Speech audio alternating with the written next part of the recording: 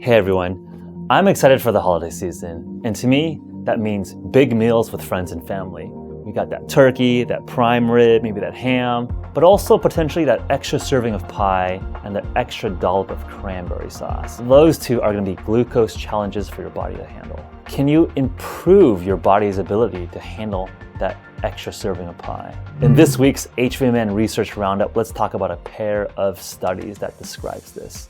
Let's start with a few important concepts to keep in mind. 1. Glycemic response. The glycemic response is the blood sugar response to when you eat an amount of food. High glycemic foods trigger a high blood sugar response, while conversely, a low glycemic food doesn't impact blood sugar as much. Pretty straightforward. So what does glycemic control mean?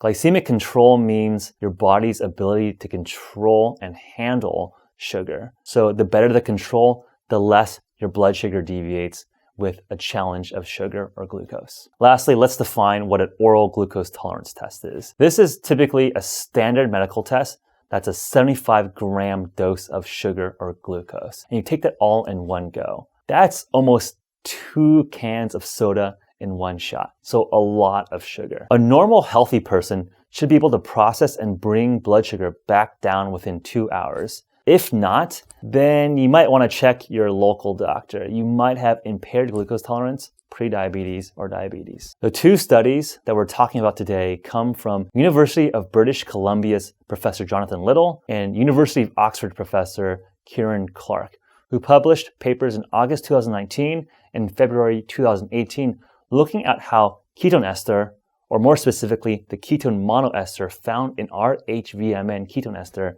and how that drink impacts glycemic response in both a healthy and obese population. Now, let's dive into the study's design and methods.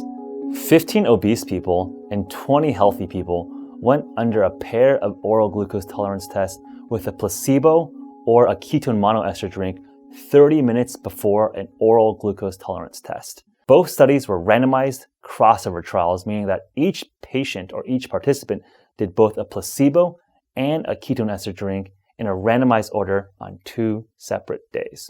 The patients came in after an overnight fast of at least 10 hours, and they drank either a placebo or a ketone drink at a 482 milligrams per kilogram dose. So for a standard 25 gram of H.V.M.N. ketone ester drink, that would be equivalent to around 51 kilograms or 112 pounds, which is a relatively small person. After 30 minutes, which is the time it takes to reach a peak blood BHB level, a 75-gram glucose tolerance test was administered. Over the 2-hour OGTT, a number of blood biomarkers were collected in 15 30-minute increments. Okay, so now let's dive into the result for both the healthy and obese people. The results are clear. The data shows that consuming a ketone monoester drink 30 minutes prior to an OGTT reduces the glycemic response and markers of insulin sensitivity without affecting insulin secretion. Let's dive into the specific cohorts. For healthy study population, the ketone ester drink acutely raised blood DBHB levels to 3.2 millimole within 30 minutes.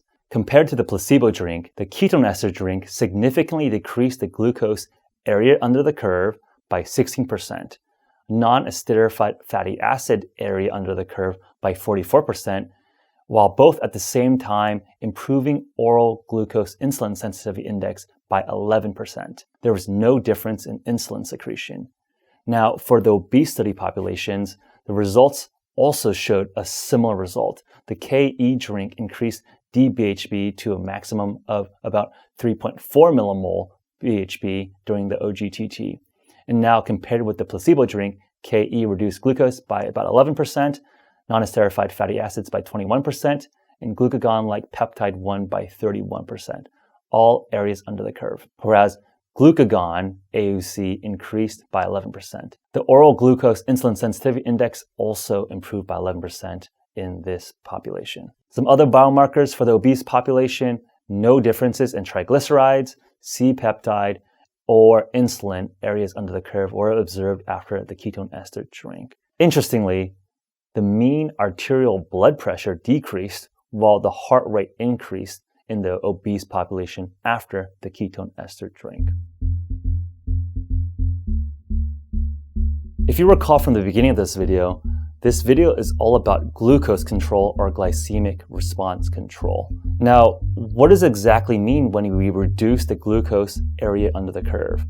The glucose area under the curve implies a total amount of ambient glucose that is not taken in and not eliminated into muscle, into the cells. More glucose area under the curve implies less or more poor glucose control or poor glycemic control.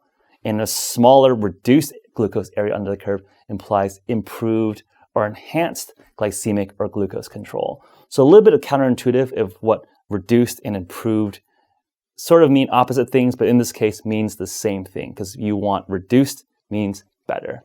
The reduction in the glycemic response doesn't appear to be driven by an increase in insulin secretion. Instead, it was accompanied by improved markers of insulin sensitivity. That's pretty good. No increased insulin, but better insulin sensitivity. Another interesting nuance is that based on the immediate reduction in non-esterified fatty acid concentrations in the ketone ester drink condition, it's likely that lipolysis was decreased, which reduces the availability of glycerol. So this is good for reducing blood sugar control, but not necessarily optimal for increasing fat burn, which does make sense because ketone ester drinks do add additional calories or metabolic substrate. We talk a lot about the ketogenic diet on this podcast, and one of the most validated and studied effects of the ketogenic diet is improving blood glucose control. You'll typically see big reductions in hemoglobin A1C, reductions in fasted insulin, fasted blood sugar. But one of the recurring critiques or challenges of the ketogenic diet is how does a ketogenic diet impact cardiovascular disease risk? And I would bucket that out into two scenarios. Does having high lipids, high free fatty acids, or high LDL increase your risk of cardiovascular disease? And that's one topic. And then what happens when you actually have a heart attack or myocardial infarction? Does having very high free fatty acids or very high cholesterol at that moment during a heart attack, is that problematic? So I think for the first question, there's a lot of interesting research and debate around is high free fatty acids, is LDL causative to heart attacks or cardiovascular disease or atherosclerosis. Let's put that one aside. But I think one of the main thesis results from our research lead, Dr. Mansour's work, showed that when you had high free fatty acids during a myocardial infarction or a heart attack, that inhibits glycolysis and that puts the heart in an energy crisis because you don't have availability of glucose and you also can't use free fatty acid metabolism when you don't have oxygen. So that's not a good position to be in. But that's where ketone esters really could be a solution here, where you get the benefits of a ketogenic diet in the sense that you have availability of ketones, but you also get that blood glucose control at the same time. To make a little bit of a nuance between ketogenic diet and ketone esters, you get a little bit of a trade-off here, where ketone esters, something that you need to purchase separately. A ketogenic diet you can implement in a number of different ways, but the potential benefit of a ketone ester is that you don't have to think about the question around elevated free fatty acids because the data here shows that a ketone ester drink actually rapidly decreases the availability of free fatty acids. If you want to dive more into the literature around is LDL causative to cardiovascular risk or cardiovascular disease, I have a couple great conversations with Dave Feldman and Ivor Cummins on this program talking about that. So check out those interviews to dive into that literature. The last takeaway I want to mention is the ketone ester a magic pill or a magic drink here? A lot of ways it actually is pretty amazing.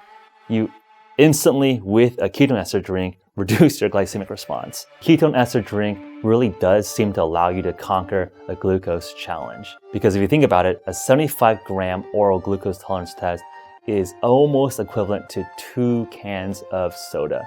The only other typical ways you control blood sugar in such a rapid way is with a drug like metformin or insulin. So to do this with a drink is pretty amazing. On the other hand, does that mean you can just eat unhealthy foods all the time and just have the ketone ester save you?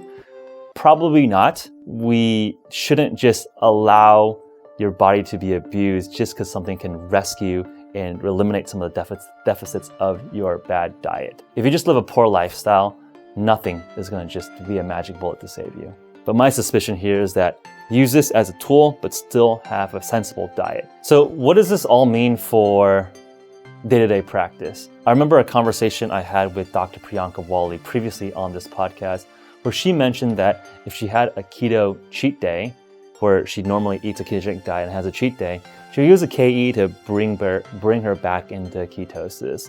So it seems interesting that you can use the ketone ester pre-meal or pre-glucose tolerance test, or you could potentially also use it after the fact to bring you back into ketosis. I think there's a lot more science to be done here around the best protocols of using ketone esters in conjunction potentially with a ketogenic diet, in conjunction with how you want to use a strategy to best enhance and maintain your metabolism. I think the pair of studies here done by Jonathan Little and Kieran Clarke were really good baselines to help us get a better framework how to think about setting up our lifestyles and our nutritional strategies to be healthy. I'm really excited to see if this metabolic control data carries on to even more severe populations. So in these two studies, they looked at healthy individuals, they looked at obese individuals, and naturally to me, one would think, can we also get similar data on folks with diabetes, type 2 diabetes? And can we assist that population? I hope that study gets done soon and we get some more understanding, more data, more evidence on how this work of metabolism and how this world of ketones all fit together. Thank you for tuning in, and really do have a happy holidays this holiday season. If you like this video, please give it a thumbs up, please subscribe. And I think there's a bell button somewhere, hit that too. You can email me at podcast@hvmn.com, or also shout us out on Twitter at H.V.M.N. or my personal Twitter at Geoffrey Woo. Look forward to hearing from you, and have a good one.